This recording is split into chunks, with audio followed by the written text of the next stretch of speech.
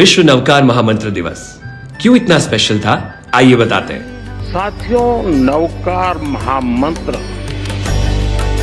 सिर्फ मंत्र नहीं है, ये हमारी आस्था का केंद्र है, हमारे जीवन का मूल स्वर। और इसका महत्व सिर्फ आध्यात्मिक नहीं है, ये स्वयं से लेकर समाज तक सबको राह दिखाता है, जन से जग तक की यात्रा है। इस मंत्र का प्रत्येक पद ही नहीं, प्रत्येक अक्षर भी अपने आप में एक मंत्र है।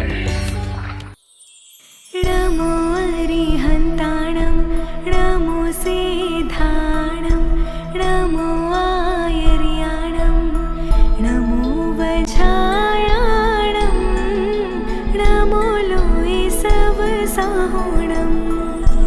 ऐसो पंचनमोकारो सव पावपणासनो, मंगलाणं च सवेसं परमं हवै मंगलम्, परमं हवै मंगलम्। नमो अरिहन्ताणं, नमो सिद्धाणं, नमो आयर्याणं, नमो वज्रायाणं, नमो लोई सब साहुणं। ऐसो पंचनमोकारो सव पावपणासनो, मंगलाणं च सवेसं परमं हवै मंगलम्, परमं हवै मंगलम्।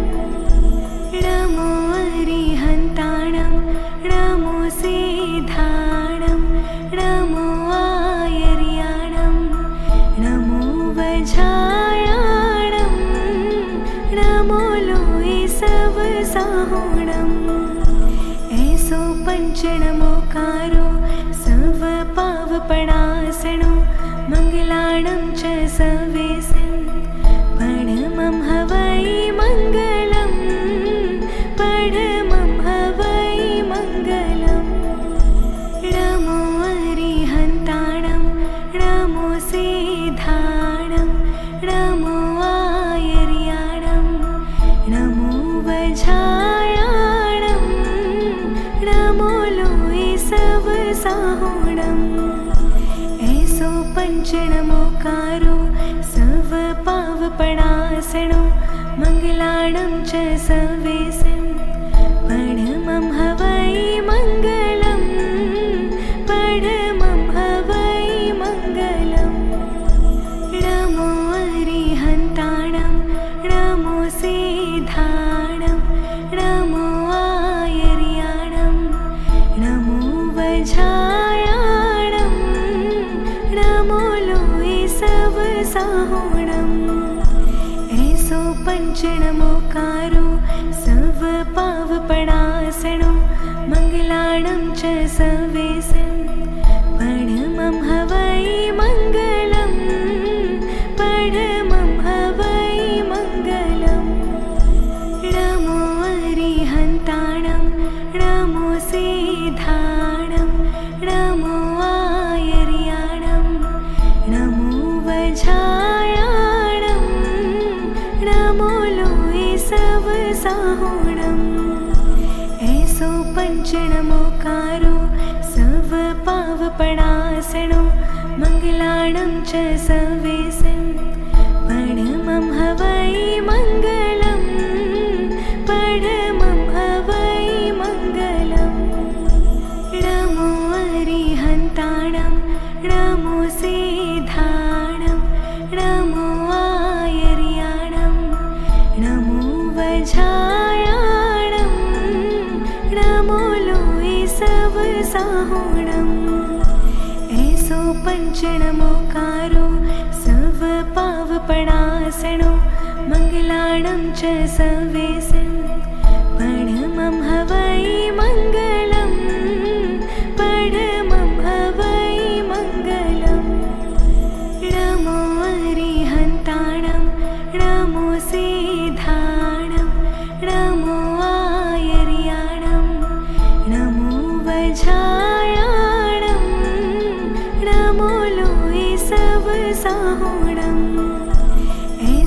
पंचणमोकारो सर्वपावपणासनो मङ्गलाणं च सवेशं परमं हवै मङ्गलम् परमं हवै मङ्गलम् नमो अरिहन्ताणं नमो सिद्धाणं नमो आयर्याणं नमो वज्रायाणं नमो लोये सवसाहुणम् ऐसो पंचणमोकारो सर्वपावपणासनो मङ्गलाणं च सवेशं परमं हवै मङ्गलम् परमं हवै मङ्गलम् नमो अरिहन्ताणं नमो सिद्धाणं नमो आयर्याणं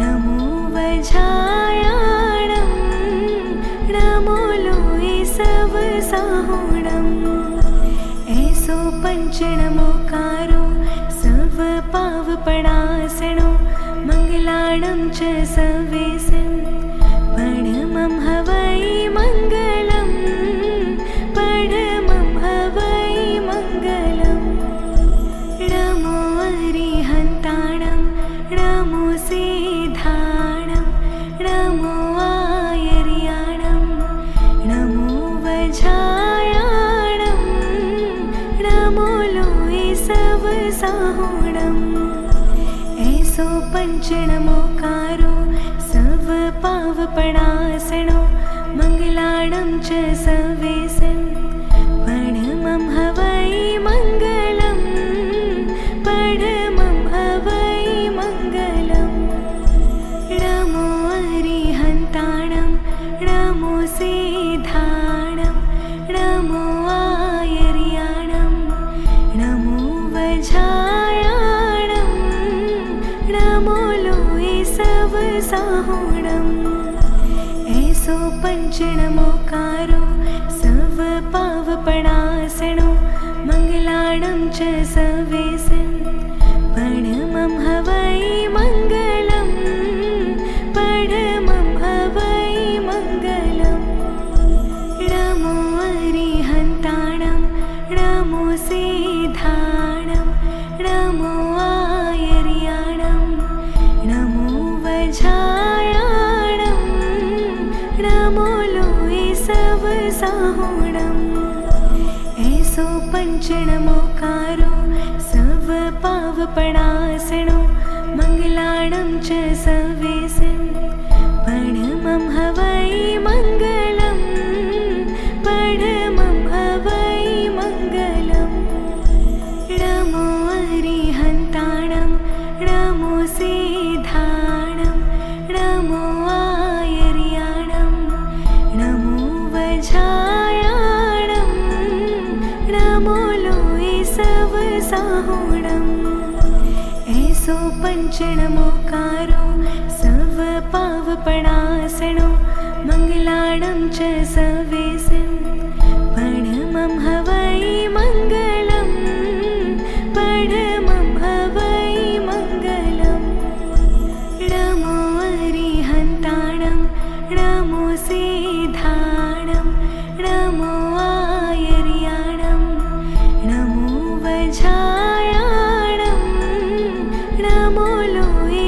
सवसाहुणम् ऐसो पंचणमोकारो सर्वपावपणासनो मङ्गलाणं च सवेशं परमं हवै मङ्गलम् परमं हवै मङ्गलम् क्योंकि आपको लगा कि मुसीबत आ रही है।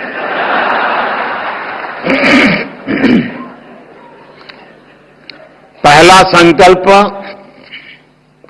पानी बचाने का संकल्प।